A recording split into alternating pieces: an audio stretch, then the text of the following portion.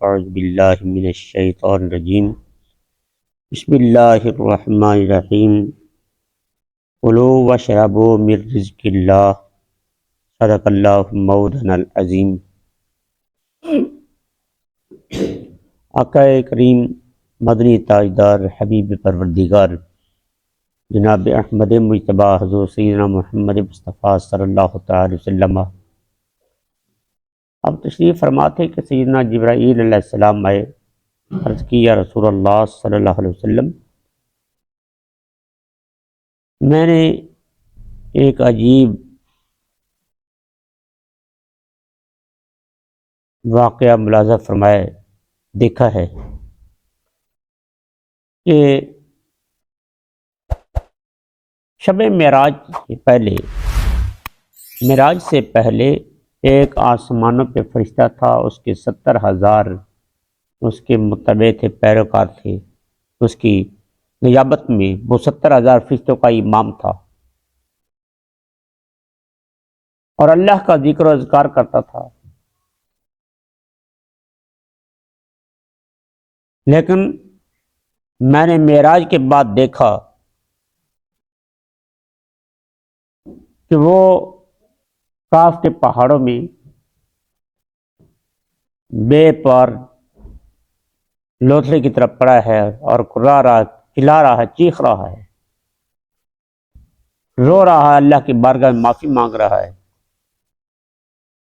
میں نے جب دیکھا تو مجھے پہچان آئی کہ یہ تو وہی فرشتہ تھا جو آسمانوں پہ 70,000 فرشتوں کا معلم تھا، امام تھا۔ میں نے پوچھا تجھے یہ وبال کس طرح تجھ پر یہ وبال آیا، تاب الہی کا شکار ہوا؟ کہنے لگا بس نہ پوچھ جبریل، بات یہ تھی کہ میں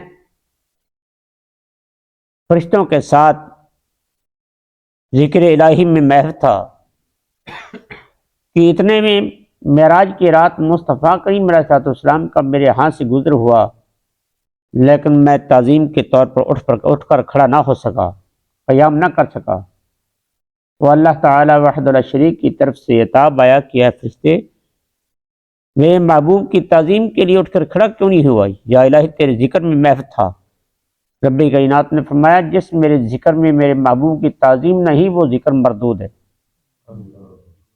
تو اللہ تعالی وحدہ لا شریک جل شانہ نے فرمایا وہ عبادت مردود ہے۔ خالق کائنات نے مجھے بے پر کر کے یہاں پہ پھینک دیا۔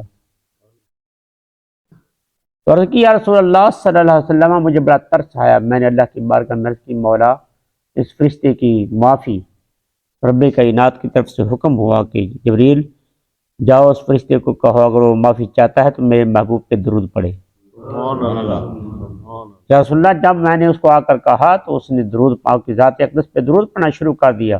بس اللہ نے فوراً اس کو بار بھی عطا فرمائے، بار بھی عطا فرمائے، اس کو پہلا مقام عطا فرما دیا۔ اب جب کہیں میرا گزر ہوتا ہے وہاں سے تو وہ فرشتہ آپ پر درود پڑھتا ہی نظر آتا ہے، صلی اللہ علیہ وسلم محمد وآلہ وبارک وسلم۔ اللہ اکبر۔ خالق کائنات وحدہ شریک نے بنی اسرائیل کو ان کے جو پر انعامات تھے کھانے پینے کے لحاظ سے، من و سلوہ اور پانی کے چشمے جو جاری فرمائے تھے، بہت بڑا کمال تھا۔ موسیٰ علیہ السلام کی دعا پر اللہ تعالیٰ نے ہر نعمت عطا فرمائی۔ ادھر پانی کے جو 12 چشمے جاری ہوئے، ادھر صحابی حضرت جابر رضی اللہ عنہ دیگر صحابہ کرام فرماتے ہیں کہ ہم دیکھ رہے تھے کہ پیالے میں سے پانی کہاں سے آ رہے ہے۔ جب ہم نے غور سے دیکھا نا تو نبی علیہ السلام کی انگلیوں سے پانی کے چشمے پھوٹ رہے تھے۔ اگر ادھر حضرت موسیٰ علیہ السلام نے پتھر پر عصا مارا، پتھروں سے پانی جاری ہوتا رہتا ہے پہاڑوں سے، لیکن مصطفیٰ کریم علیہ السلام جب آپ ہجرت کے سفر میں ام معبد کی بکری کے خشک تھنوں کو ہاتھ لگایا تو سارے گھر کے برتن پر ہو گئے، دودھ سے سارے گھر کے برتن پر ہو گئے جی۔ اور کمال کی بات ہے رب کائنات اللہ ذوالجلال نے فرمایا کہ تم کھاؤ پیو اور زمین میں فساد نہ کرو۔ اب وہ قوم جو ایک کھانا کھا کے نا روکتا گئی، کہنے لگے وَإِذْ قُلْتُمْ یا موسیٰ، اللہ تعالیٰ اس واقعے کی طرف اشارہ فرما رہے ہیں، میرے پیارے محبوب آپ ان کو یاد فرما دینا یاد کرا دے. یا بنی اسرائیل تم خود یاد کرو جب کہا تم نے اے موسیٰ لن نصبر علی طعام واحد، اے موسیٰ ہم ایک کھانے پر صبر نہیں کر سکتے کہ دن رات ہم یہ حلوہ بٹیر کھائیں، ہم صبر نہیں ہو سکتا. بندہ اکتا بھی جاتا ہے. یہ ایک گندم ہے جس سے بندہ نہیں اٹھاتا، روٹی ہر روز کھاتا ہے پھر بھی اس کا دل چاہتا ہے. باقی جتنی بھی ہیں غذائی ہیں آپ دیکھ لیجیے بندے کو یہ اکتا جائے گا، لیکن گندم ایک ایسی چیز ہے. تو فرمایا کہ وہ کہنے لگے کہ اے موسیٰ ہم ایک کھانے پر صبر نہیں کر سکتے. فادع لنا ربک یخرج لنا مما تنبت الارض من بقلها وقثائها، بس آپ دعا فرمائے نا ہمارے لیے رب کا، اپنے رب سے، اپنے رب سے دعا فرمائیں. موسیٰ علیہ السلام سے وہ کہہ رہے تھے، حالانکہ وہ خود بھی اللہ کی بارگاہ میں طلب کر سکتے تھے، لیکن اللہ تعالیٰ وحدہ لا شریک جل شانہ فرماتا ہے موسیٰ ان کو پتہ تھا، پھر بھی وہ موسیٰ علیہ السلام سے طلب کر رہے تھے. اس سے معلوم ہوا کہ اللہ کی بارگاہ میں دعا کرنے کے لیے وسیلہ اختیار کرنا یہ ضروری ہے، اور وسیلہ اختیار کرنا چاہیے. ان کو پتہ تھا کہ اللہ ہر ایک کی سنتا ہے. اللہ فرماتا ہے نحن اقرب الیہ من حبل الورید، میں شارک سے زیادہ قریب ہوں. اللہ فرماتا ہے ادعونی استجب لکم، تم سے دعا مانگ میں قبول کروں گا. پھر بھی موسیٰ علیہ السلام کی امتی اور یہ اللہ کے پیارے کلیم ہیں، شرک کی دعوت دینے تو نہیں نہ آئے، شرک کی تعلیم دینے کے لیے. موسیٰ علیہ السلام نے خود تو نہیں کہا کہ تم مجھ سے مانگتے ہو سیدھا اللہ تعالیٰ سے مانگو. جیسے کہ آج کے لوگوں کا یہ عقیدہ ہے کہ رب سے مانگو، بس صرف رب سے. کس نے فرمایا؟ موسیٰ علیہ السلام نے یہ نہیں فرمایا کہ تم اللہ سے مانگو سیدھا ڈائریکٹ، نہیں. پتہ چلا کہ اللہ تعالیٰ کی ذات تک پہنچنے کے لیے وسیلہ کی ضرورت ہے. اسی تو ہمیں قرآن پاک میں اللہ تعالیٰ نے فرما دیا نا، یا ایھا الذین آمنوا اتقوا اللہ وابتغوا الیہ الوسیلہ، کیا ایمان والو اللہ سے ڈرو اور رب تک پہنچنے کا وسیلہ اختیار کرو. تو وسیلہ یہ بہت ضروری ہے، اور نبی کا وسیلہ امتی کے لیے بڑا کمال کا وسیلہ ہوتا ہے. تو حضرت موسیٰ علیہ السلام آپ نے کہا کہ یا موسیٰ آپ ہماری دعا فرمائیں نا اپنے رب سے، کیوں ہمارے لیے یخرج لنا مما تنبت الارض من بقلها، کہ وہ ہمارے لیے نکالے زمین سے جو اگاتی ہے زمین، من بقلها اپنی ترکاری سے، بقیتھائها اور ککڑی وغیرہ، یعنی ساگ ہو، ککڑی ہو، خربوزے ہوں، یہ تربوز ہو، یہ چیزیں ہوں. مفہومیها اور گیہوں یعنی دانے وغیرہ جس سے آٹا بنایا جائے، فعدسیہا اور دالیں، مونگی کی دال ہو، مسر کی دال ہو، ماش کی دال ہو، مسور کی دال ہو،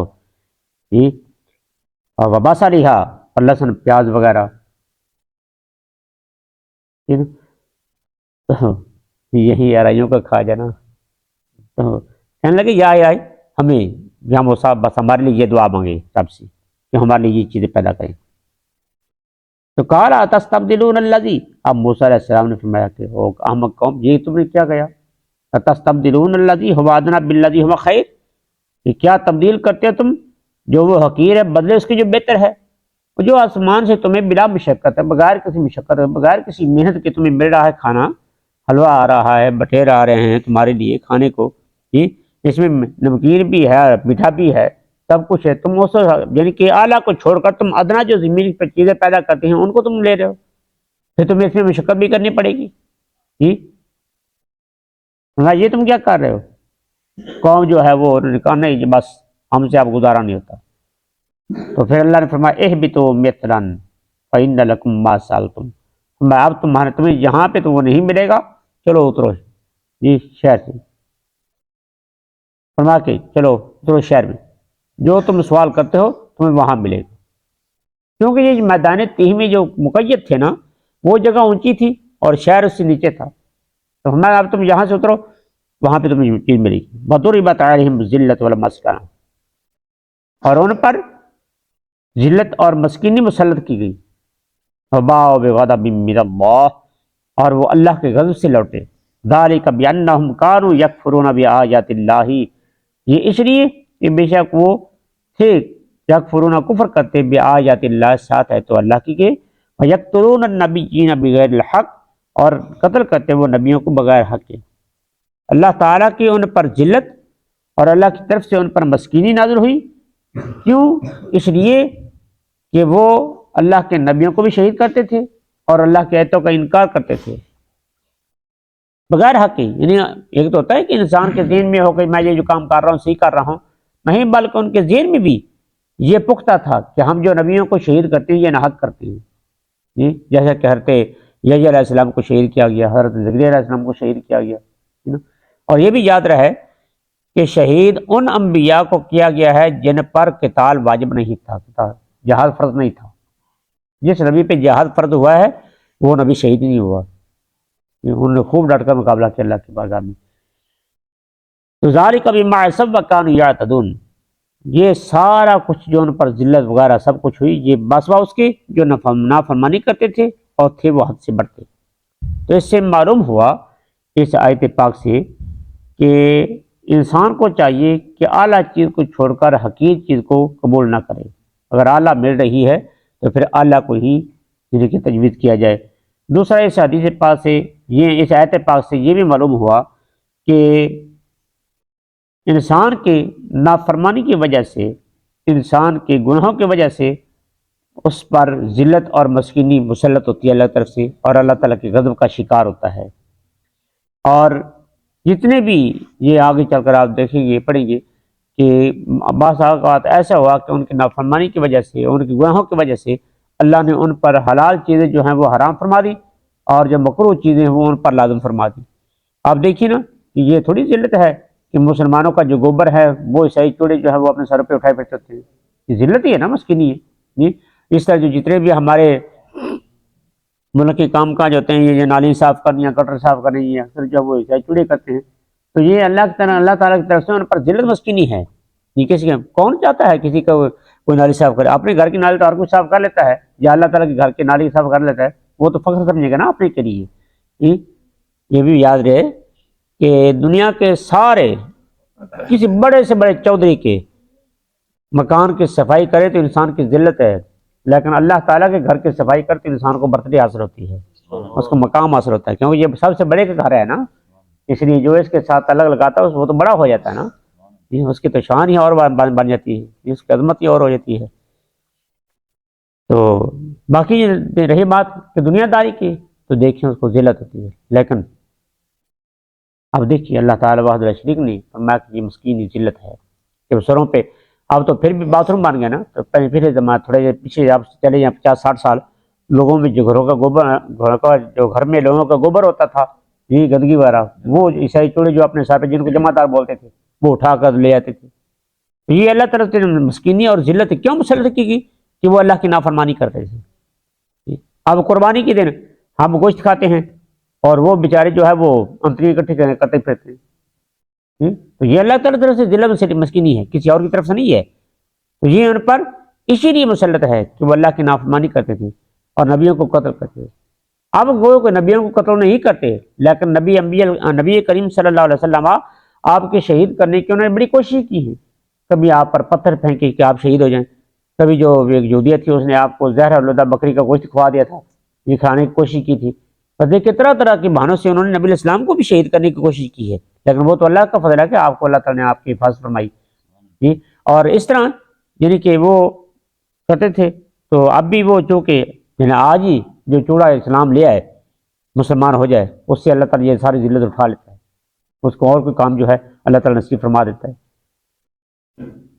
تو اس سے یہ معلوم ہوا کہ انسان کی نیکیوں سے انسان کی عزت بنتی ہے، اور انسان کی بدی برائی کی وجہ سے انسان پر ذلت مسلط ہوتی ہے۔ اللہ تعالیٰ ہمیں انبیاء کرام علیہ السلام کی تعظیم کرنے کی، اللہ تعالیٰ کے احکامات کی تعظیم بجا لانے کی توفیق عطا فرمائے۔ وما علینا الا البلاغ المبین۔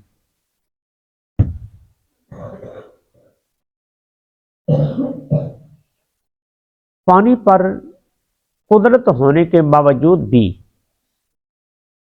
پانی قریب بھی ہے قادر بھی ہے، کہیں جانا بھی نہیں پڑتا، قادر بھی ہے کہ ہاتھ پیر صحیح ہیں، تندرست ہے، بیمار بھی نہیں ہے، پھر بھی اس کو تیمم کرنے کی اجازت ہے، یہ کیا صورت ہے؟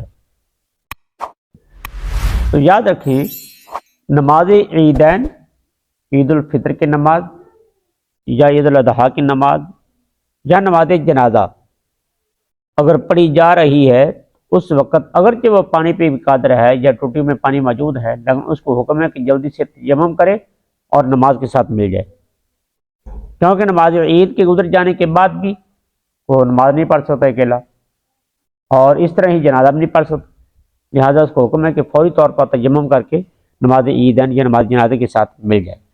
ہاں اگر ولی ہے تو اس کو وضو کرنے کی ضرورت ہے، وہ تیمم نہیں کر سکتا، کیوں کہ ولی کی اجازت کے بغیر نماز جنازہ نہیں،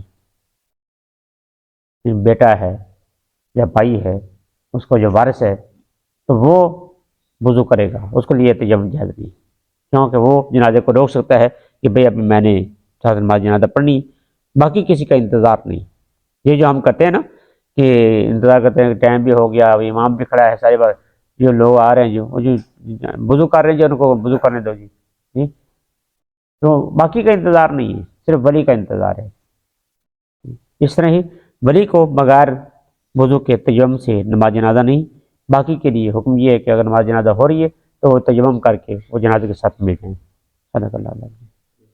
بسم اللہ۔